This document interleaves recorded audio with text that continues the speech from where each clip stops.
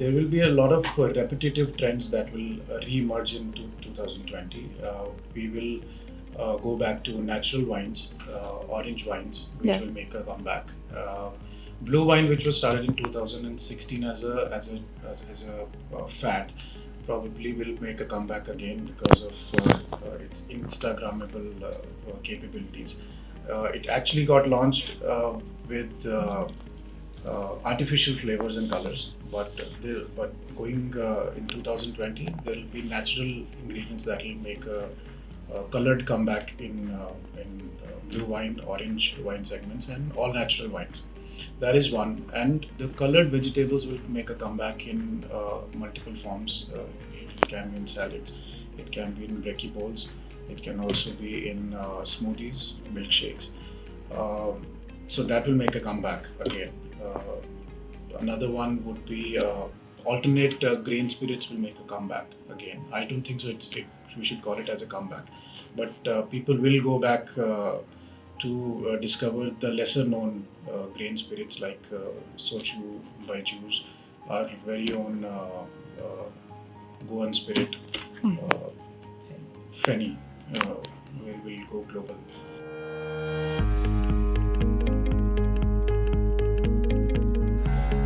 We all know the times are moving faster. The luxury brands all across the world in different domains are also evolving very fast. And it's time that we, as the Grand Hotel of this country, also redefine ourselves with the times which are changing quick. So we will have. So we've recognized what we need to offer to the moving dynamics.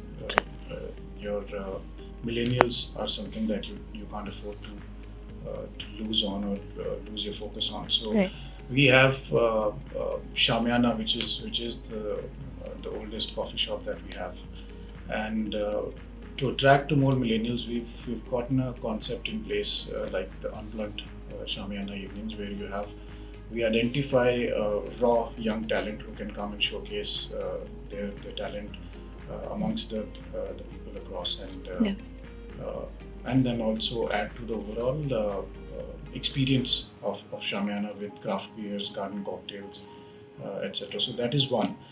Then this year we will reinvent and reintroduce souk as a space where we have a scenic view. We also have we will evolve in our cocktail philosophy. We will also move to the music philosophy, which is more with the times, and then that will be sharply focused on the generation which is hyper, which is well traveled, which is active on social media, and which knows all.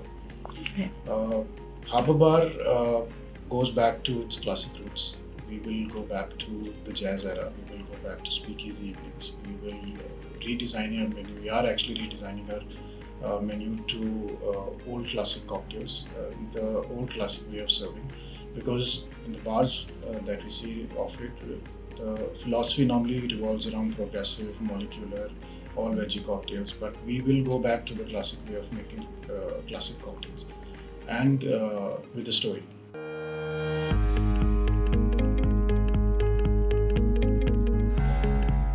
Wasabi is about 16. This is the 16th. Yes, it's 16th year running at a stretch, and what works for Wasabi and which makes it still the top ranking restaurant in the country is that the skilled staff, and the most important thing is the stability and the recognition that they offer to people from generation to generation. So every single staff there is personalized with a lot of guests than the next generation. So they've seen it all, they've handled all, they know exactly what personalization has to be done, they exactly have their relationship set, and their knowledge about the cuisine, what is being served. So it's as consistent as the food served in the restaurant. So that is one key thing for Wasabi, which has always worked well.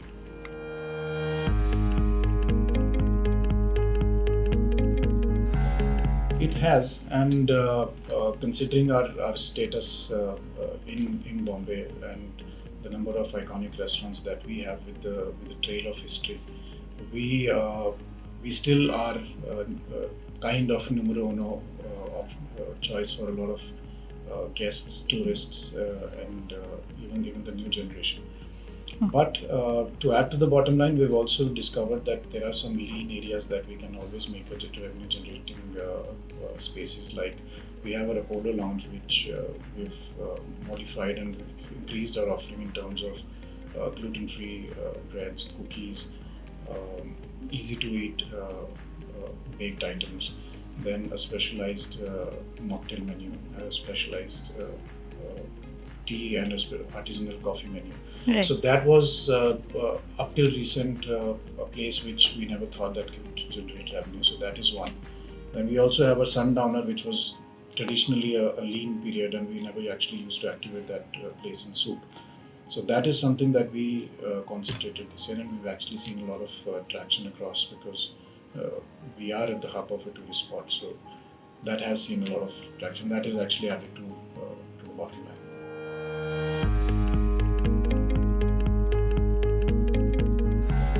So like I said, the international trends will see, like I said, alternate spirits. In terms of in-focus spirits, I think mezcal will overtake tequila. Your unique mixology concept. So the trends are actually not only mixology. They are called as bar chefs. So they take very strongly from the culinary section.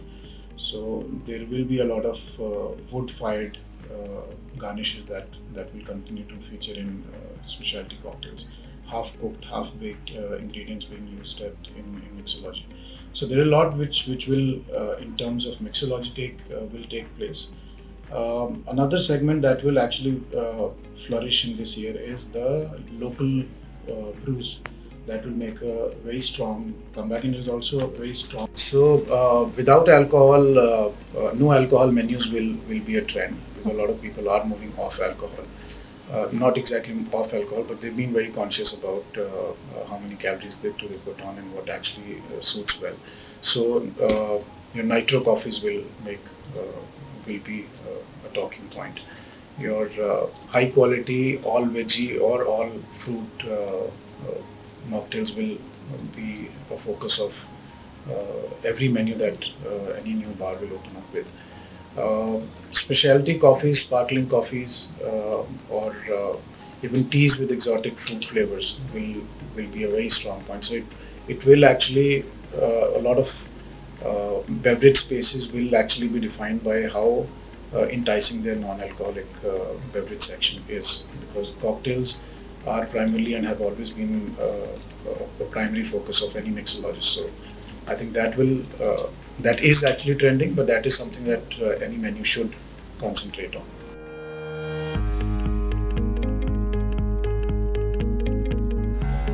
We have traditionally been a forerunner of a lot of trends that actually kick off, and I think we will continue to reinvent ourselves, and we are actually working on in terms of moving up with times and also maintaining our legacy, because our strongest point is the history that we associate with, and the trail of guests that we've catered to, and the very strong loyalty that we enjoy so it's a heavy load of how we reinvent the wheel, but we don't really want to exactly go all new, but we will evolve rather than actually revolutionizing. We will actually concentrate on evolving.